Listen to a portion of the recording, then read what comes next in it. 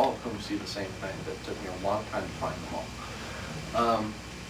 And so what we're going to do is tomorrow when we teach the attunement, this particular attunement process for those of you who don't know, and with the add-ons.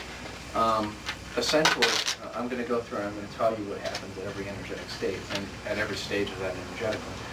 And what you're getting is a synthesis of everything that they all said, with something that 2 or 3 of them saw it, but the other 3 didn't, or if only one of them didn't see it, it's not in there. It's stuff that everybody saw across the board. And for those of you that were in the class out in Longmont here last year, Yeah. no, interesting. There were a couple of people there, Theo and Ananda, who were working on developing their clairvoyance and their innovation and stuff, and it was great because they could use that as a guide because they were seeing it. And then I went through and it was exactly what they saw, so that was really cool. That was a nice validation. So we'll see if anybody here sees energy. You see how close it is to your little metaphor, as opposed to the one that we're doing. Okay, so I don't slap, I tap. Just a light touch. I find that to be much more beneficial. And likewise, a lot of people, when they plant the symbol into the third eye in some of these attunement procedures, will actually touch. And I've stopped touching there too because it's another thing that people would jerk back. So I just kind of got it. And theoretically, I mean, I've run across someone who believes that with the chakra clearing exercise that they developed, they can remove Reiki energy. I don't know. I think that yeah, that might be possible because it strips symbols and stuff out of the energy field rather completely. And I don't know if it's valid or not. I haven't had time to look at it. But one of the things that is true, is that essentially you are planting these things energetically anyway, so you don't have to touch the body anyway. So I don't touch the third eye. Right? If any of you, I don't remember if I was in Monolith or not, so I'll disclaimer that right now. Anyway. Okay. So things evolve. It's just little things like that I've shifted into attunement. What else do we want to talk? Are there any questions about anything that we've covered so far? I think we've pretty much piped up as we've gone along. Let me ask you one thing. You found that these various systems are complementary, so the Sai Baba attunements on people, there's no covering up, so to speak, of the just... Adds to the whole. Adds to the whole. The thing that I actually like about, we can talk a little bit about the Usui-Tibetan stuff now. I usually cover this tomorrow, but these 2 additional symbols in the back of your master manual, which is the one that looks in this kind of setup. Could be a different color. I think mine's the only one that's purple. And it's not actually mine, it's intended for Karen. It's her favorite color. So naturally I robbed it. There are a series of 4 symbol pages in the back. I'm going to go through these real quick right now. These are the 2 Usui-Tibetan system add-ons. We've already talked about them briefly. We're going to go back and cover them again. This is the master symbol that I use. It's the master symbol that by far most people across the country use. The little dotted in boxes down here are just to show you what's been set within the boxes at the bottom. This next page contains 2 additional master symbols. The important one out of these 2 is the last one, which is the one that Phyllis Furumoto mailed to Jeannie Greening when she asked her about what symbol she was currently using and campaigning and endorsing and all of that. And this is the one that Jeannie uses as her, or that Phyllis uses as her master symbol. So you might consider this sort of the official from that side of the pencil. If you look at it, it's almost, it's like it was copied out of a kanji dictionary. Like maybe that's the way they resolved the whole thing. I don't know. Daikomyo is spelled almost exactly like that in a kanji dictionary. Okay, I'm going to go back to this page here that has the 2 Tibetan symbols on it. Serpent of Fire and Tibetan Daikomyo. And we're going to talk about these symbols very briefly. Mostly because these are energies, there's not a lot of experience when it comes to the Tibetan Daikomyo. Tomorrow we may do some meditations on them, we may not. We'll see how time allows. We all have these things that we slide in and out of based on group needs, so we'll see if that factors in or not. This is considered the master symbol for the Usui-Tibetan system on the Tibetan side of the Tibetans.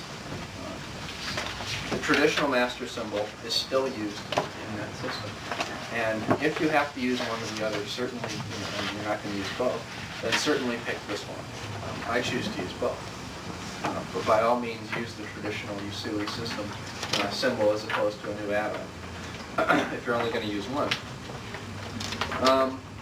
Serpent of Fire has some interesting properties and some interesting characteristics that I'm going to cover briefly here. And that is, it brings the chakras, this version of it anyway, brings the chakras in line. We've all seen these kind of new age,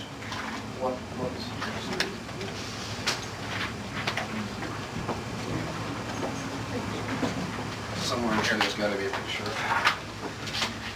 what we consider to be current chakra model.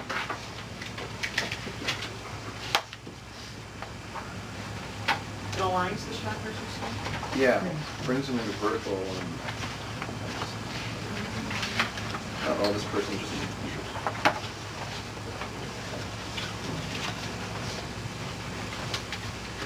This is an interesting book, by the way. It's called The Light Touch, and there's a lot of basic therapeutic touch type techniques presented in a very simplistic context.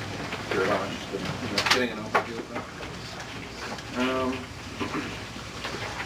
Let's see.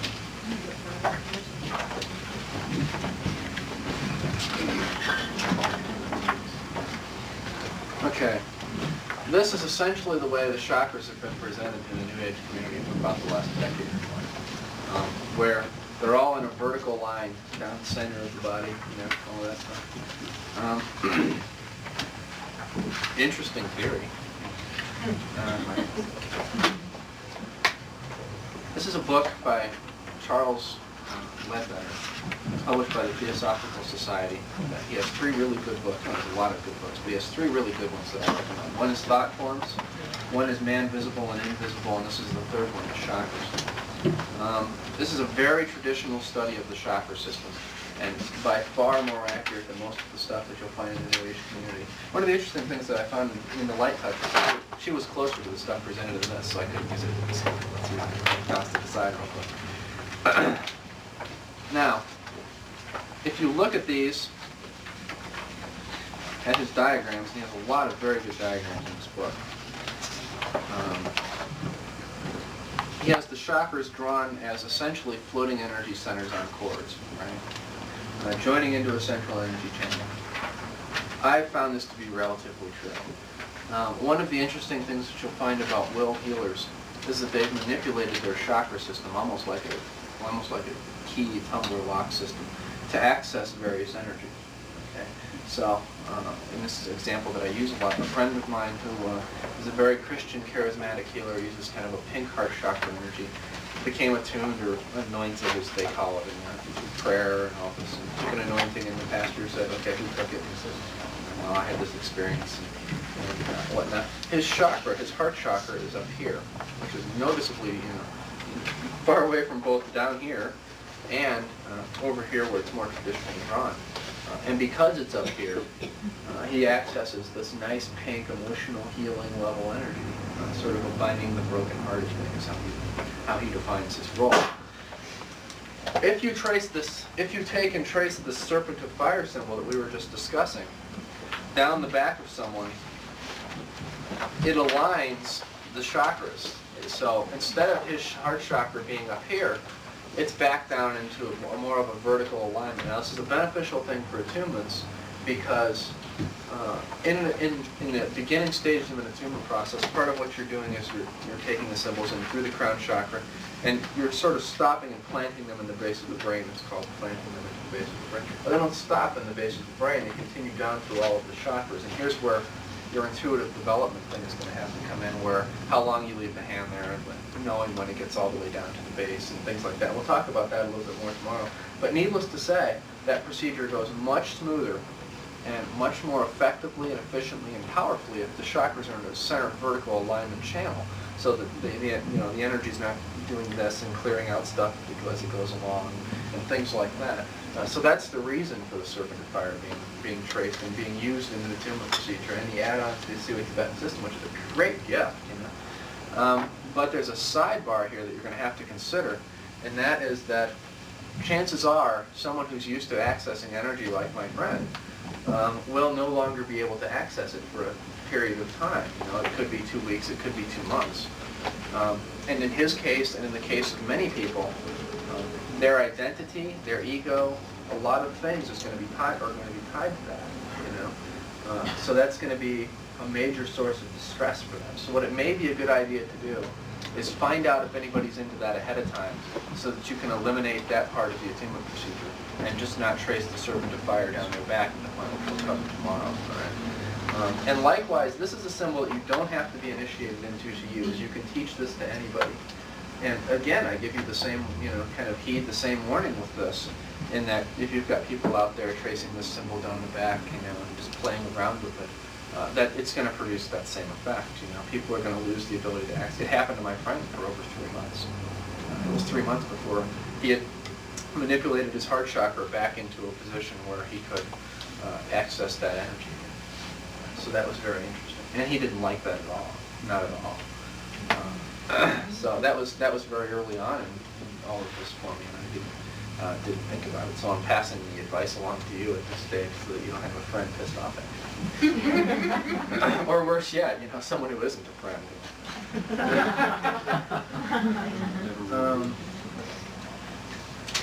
May I ask a question about this? Absolutely. Do you see the similarity in the Serpent of Fire and this? A little bit. I noticed that the other one, the lightning as it goes down the center of the dicomio, of the Tibetan dicomio, is much more sharp. Yeah, this is, well, I wasn't taught it sharp. I was taught that it was like a spiral, the same as this, but I was never shown this. I never saw this until after Kathleen's. That's actually a different symbol than Kathleen's. Kathleen's is a couple of rungs longer, and it's called the fire dragon. Yeah, fire dragon. And it has spinal correlations, it has chakra correlations. It does do a lot with feeling the back and things like that, but it doesn't. It's not a vertical alignment. It doesn't do what this symbol specifically does. So that's another variation. Okay. Let's see. Let's move out of. Can I ask you a question? Are you going to be going over when you use those symbols in the attunement process tomorrow? Yeah. Okay. Yeah. That all hit tomorrow. We're going to talk a little bit here about the difference between a ray and a current, okay, as defined. Because if you're going to use terminology of rays, then you should at least be knowledgeable enough to know what the difference is between a ray and a current, because that's all in the same body of information. A ray is considered to be a primal source of universal energy. Kind of like if you take one vibration, or if you take light and run it through a prism, and it splits the beam up into different vibrations. Consider each of those different vibrations a ray, each of the different colors a ray. So they all have a color, they all have, musical notes, billions of other correspondences, and deities, and incense, and you can take it to stones, you can take it as far as you want. Now, on the flip side of this is what's called a current. The difference between the two is this. You can't tap into a ray. I've never met anybody that can tap into a ray. In order to tap into a pure ray, you've got to be that energy in its purest form. I have a body, you have a body. If you're planning on keeping that body, then you're not going to be able to tap into a ray in its purest form. Then comes the technology of currents of energy. Now, a current of energy is a tap into one or several rays of energy. So it can be a blending, or it can be one isolated frequency. Okay? And a current of energy is what we all deal with. It's what we all deal with in the magical community. It's what we all deal with in the religious community. It's what we all deal with in the Reiki community and the healing community.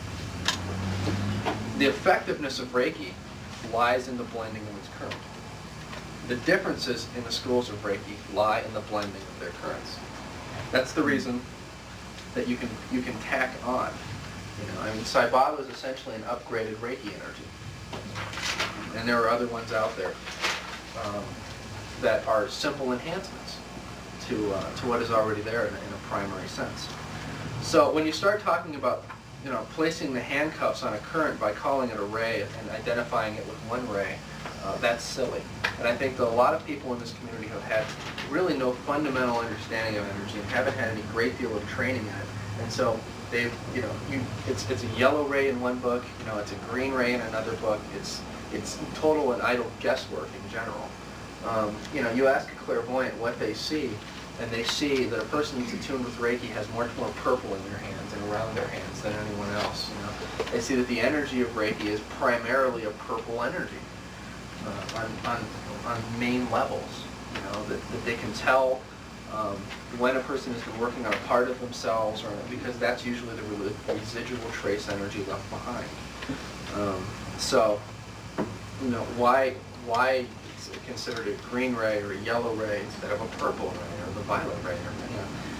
It's all silly, because the key effectiveness of Reiki lies in the fact that it's completely transmutive. It has contained within its vibrational structure such a wide embodiment of other energy currents, other energetic rays, that it's just an extremely effective source of healing energy and source of empowerment energy, in fact, in general. One of the things while we're talking about this is that I suppose we should sort of dispel the myth of what you can and can't use Reiki for, that it's this totally sort of completely beneficial energy, and that you can't use it for any harm or for any this or for any that. This is a curious thing for me. People talk about positive, they talk about negative, they talk about good, they talk about evil. How many are out there in terms of divisive or diverse philosophies in this country alone, that this is good, this is bad? So when you talk about Reiki only being this beneficial, for the good energy, according to love, we're dealing with a reasonably powerful energetic source that can be used to power just about anything. So it's time that we start to realize that a little bit more. Candy coat it in classes all you want, so that people won't have to worry about it. But everybody in this room should be on a level where that should enter into their thinking, at least in